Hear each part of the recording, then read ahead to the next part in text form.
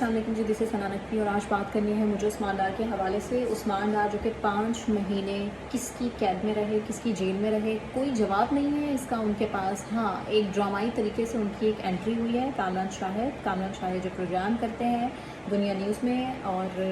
بڑا سب کو پتہ ہے اس ٹائم جو تعلق ہے کامران شاہد کا وہ کس سے ہے، کسی پارٹی سے ان کی افیلیشن نہیں ہے۔ کہنے کو تو وہ ایک صحافی ہیں، لیکن ان کی جو افیلیشن ہے وہ کس حد تک اسٹیبلشمنٹ سے ہے یہ سب جانتے ہیں، کوئی ڈھکی چھپی بات نہیں ہے اس میں۔ اور جتنے بھی انٹرویوز اس سے پہلے ہوئے ہیں ارشد شریف قتل کے بعد، جس طرح ارشد شریف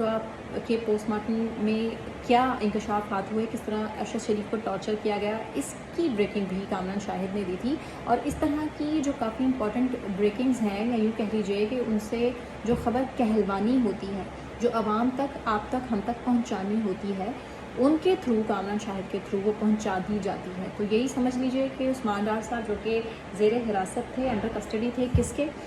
کچھ نہیں کہا جا سکتا۔ عثمان ڈار صاحب نے اس کی تو کوئی کلیریفیکیشن نہیں دی، اس کی تو کوئی اس کا سوال بھی نہیں کیا کامران شاہد صاحب نے۔ صرف وہ اسکرپٹڈ سوالات تھے کامران شاہد صاحب کے پاس جو کہ ان کو کہا گیا تھا کہ آپ ان سے پوچھیں، اور آپ نے اسی طریقے سے ان کو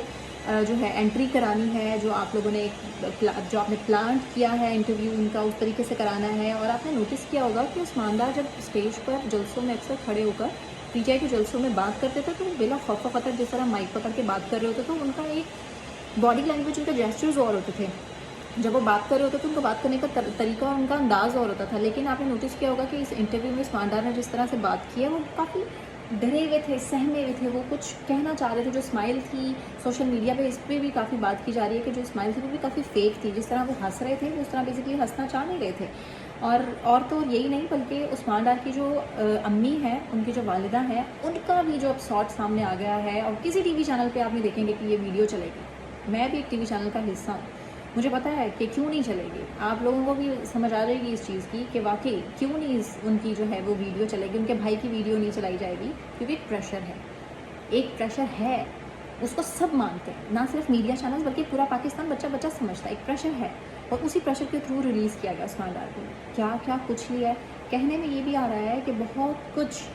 سائن کروایا گیا عثمان ڈار سے، بہت کچھ لیا گیا ہے، ان کو تھریٹس تھے، ان کو بہت کچھ جو ہے کمپرومائز کرنے کا بھی سننے میں ہمیں آ رہا ہے کہ کہا گیا ہے۔ ان کی والدہ کی جو انٹرویوز ہیں اس سے صاف ظاہر ہے، وہ کہہ رہی ہیں کہ میرے بیٹے سے تو چھڑوا دیا آپ لوگوں نے سیاست، لیکن میں نے ابھی سیاست نہیں چھوڑی،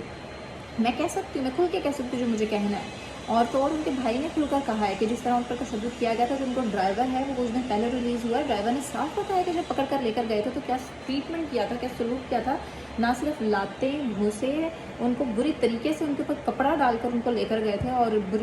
جب 5 مہینے ان کو رکھا تو ان کے ساتھ کیا حال کیا ہوا ہوگا۔ تو جی اب اس ٹائم سوشل میڈیا پہ کافی بحث چھڑی ہوئی ہے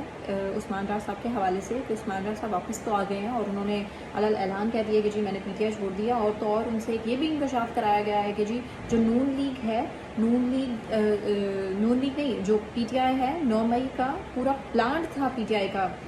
جو پلاننگ تھی 9 مئی کا واقعہ کروانے کے لیے، جو 9 مئی کو ہوا وہ پوری پلاننگ تھی۔ اگر وہ پوری پلاننگ تھی تو بہت سے ایسے مشکوک افراد ہیں 9 مئی کے حوالے سے جو نہ صرف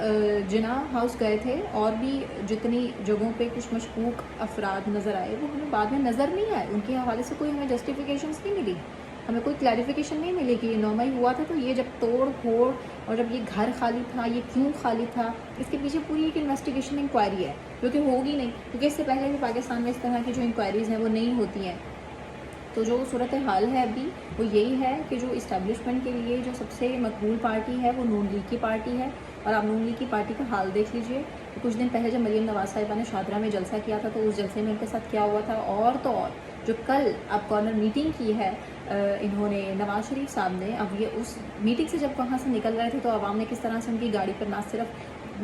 بہت بری طریقے سے گالیاں، بہت برے طریقے سے گالم گلوچ کی، بہت گالیاں نکالی، اور کہا کہ ویڈیو بناؤ، دکھاؤ، سب کو دکھاؤ۔ یہ کیا تھا؟ یہ عوام کے اندر کا غصہ ہے، اور یہ غصہ کیوں ہے؟ یہ ان کا پرسنل غصہ نہیں ہے، یہ کسی کا کوئی کسی کے ساتھ کوئی کسی کی جانی دشمنی ہے وہ نہیں ہے، یہ لوگ بیسیکلی فرسٹریٹڈ ہیں، یہ وہ فرسٹریشن ہے جو ان کو ملی ہے وہ نکال رہے ہیں، اور ملی کس سے ہے؟ انہی سیاستدانوں سے جنہوں نے ان کے لیے کچھ نہیں کیا، کچھ بھی نہیں کیا۔ تو صورتحال اب بہت گھمبیر ہو چکی ہے اور سب لوگ اس ٹائم ایکٹیو ہیں، سب لوگ ٹی وی چینلز کے سامنے باقاعدہ طور پر بیٹھتے ہیں. پہلے جو خواتین بڑا مارننگ شو میں انٹرسٹ لیا کرتی تھی، اب وہ خواتین مارننگ شو نہیں دیکھتی، اب وہ بیسیکلی نیوز میں انٹرسٹ لیتی ہیں. لڑکیاں، خواتین، بچے سب نیوز میں انٹرسٹ لیتے ہیں. سوشل میڈیا دیکھ لیجیے اس کی سب سے بڑی اگزامپل ہے. سو آنے والے ٹائم میں کیا ہوگا ہم آپ کو اپڈیٹ کرتے رہیں گے. Stay tuned.